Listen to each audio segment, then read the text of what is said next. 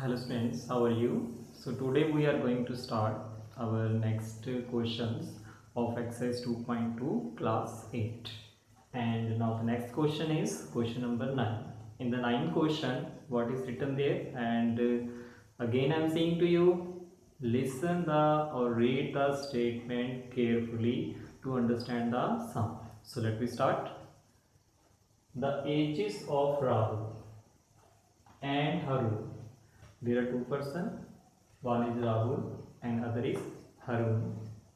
Are in the ratio 5:7.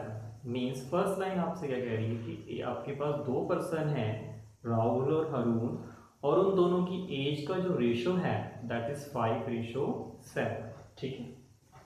4 years later, now in math language, especially in algebra, there is word later. So this later will show you the sign of plus. यानी यहाँ पे letter जो लिखा है इस letter का meaning क्या है कि प्लस, मतलब वो 4 साल बाद उसने बोला है. बाद का मीनिंग मैथ्स में हम एक तरीके से प्लस से डिनोट करते हैं. ठीक है. Okay. 4 years later the sum of their ages will be 56. यानी 4 years बाद जो उनकी एज होगी उनकी एज का सम 56 है. ठीक है. जो 4 years बाद वाली एज है उसका सम 56 है. ठीक है. What are their present ages. तो हमने उनकी प्रेजेंट एज को फाइंड आउट करना है.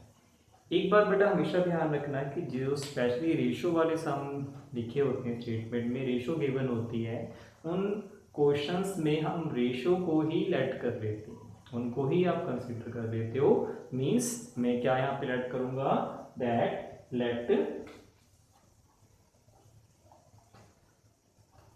Late present age of first person कौन है राहुल, तो फर्स्ट ही रेशो आप उसकी लो.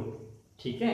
उस रेशो के साथ आपने बस एक वेरिएबल लगा देना होता है. ये हमेशा याद रखना, जब भी रेशो है आप ऐसा ही करेंगे उस क्वेश्चन में. So that the present age of Rahul, तो जो राहुल की प्रेजेंट एज है वो हम क्या मान लेंगे यहाँ पे 5 के साथ आपने एक वेरिएबल यानी कि मैंने जैसे यहाँ पे x लगा दिया. ठीक है. In the same way let present age of second person कौन है हरून, तो हरून की जो प्रेजेंट एज है वो हम क्या मानेंगे ऑब्वियस है 7x. Good. Okay. After that क्या लिखा है क्वेश्चन में देखो 4 years later. मीन्स अब मुझे इन दोनों की 4 साल बाद की एज निकालनी है. ठीक है. जैसे अभी अगर मान लो आप में से कई बच्चों की एज 12 years होगी, शायद किसी की 13 भी हो सकती है, तो अगर आप उसमें 4 प्लस करोगे, मैं कहता हूँ 4 साल बाद आपकी बेटे एज क्या होगी, तो आप 4 को क्या करोगे उसमें प्लस ही करोगे ना. In the same way here also जो इनकी प्रेजेंट एज है इसमें हम 4 ऐड करेंगे. ठीक है. So I am writing here after 4 years. ठीक है. 4 years. आफ्टर 4 years क्या होगा 4 years after 4 years Rahul's age Rahul की एज क्या हो जाएगी 5x+4 एंड हारून्स एज, तो जो हारून है उसकी एज क्या हो जाएगी 7x+4. ठीक है. ये हारून की एज हो जाएगी. Okay. So according to question के अकॉर्डिंग क्या बोला क्वेश्चन है आपको कि अब जो ये 4 years बाद जो आपके पास एज आई है इनका आपने क्या करना है सम, क्योंकि आपको उसका सम दिया, वो सम कितना है हमारे पास 56. So now add both these ages. So 5x+4 plus 7x+4 is equal to 56. Now add variable को वेरिएबल में आप प्लस करो जैसे इक्वेशन हम सॉल्व करते आए हैं. So 12x+4 8 is equal to 56.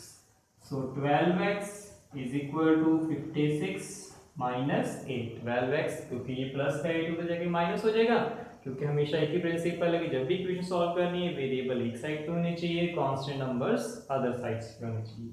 So 12x is equal to 56 में से अगर आप 8 माइनस करते हो so it become 48. So x is equal to 48 upon 12, so it become 4, means आपके पास जो x की value that is 4. Okay, so now we are going to find the age. So present age of Rahul, तो जो राहुल है, राहुल की present as फिर क्या हो जाएगी, 5x लिया ना मैंने, तो 5 और x इनके बीच में कोई साइन है, तो अब क्या करोगे आप, multiply. So 5 multiply with 4 which become 20. So 20 years is the age of Rahul, and in the same way present age of Harun. Harun की present age क्या होगी, that is 7 multiply 4 which become 28. So these are the ages, present age of Rahul and Harun respectively. Okay, now for the second question. Now the second one is, 10th question is, the number of boys and girls in a class are in the ratio of 7:5. Again there is a ratio, तो ratio आपके पास आ गया है, तो फिर से आप वही add करोगे. पहले बॉयज लिखा है तो बॉयज आप 7 लोगे, 7 के साथ मतलब वेरिएबल आपने x लगा देना है. इन द सेम वे जो गर्ल्स है उसके साथ भी आप x यानी 5x लोगे. So we are let here that let number of boys that is equal to 7x and let number of girls that is 5x. and now according to question according क्या बोला question में, देखो the number of boys is 8 more than the number of girls, यानी जो boys हैं वो girls से 8 ज्यादा हैं. ज्यादा कौन है, boys ज्यादा हैं, बॉयज की क्वांटिटी गर्ल्स से ज्यादा है. तो अगर मैं गर्ल्स में 8 प्लस कर देता हूं, या आप ऐसे भी कह सकते हो कि अगर आप इन दोनों को माइनस कर देते हो, then that also we can consider. So we can write here 7x minus 5x is equal to 8. So now subtract, it become 2x is equal to 8. So x is equal to 8 upon 2 which become 4. 4 आपके पास आ गया. And now you can write here number of boys. So number of boys कितने हो जाएंगे, 7 into 4 means 28. And number of girls, जो girls है वो कितनी है, 5x. So 5 into 4 means 20. तो girls जो है वो 20 आ जाएंगी. But क्वेश्चन में क्या पूछा, ध्यान से पढ़ो. क्वेश्चन कह रहा है what is the total class strength.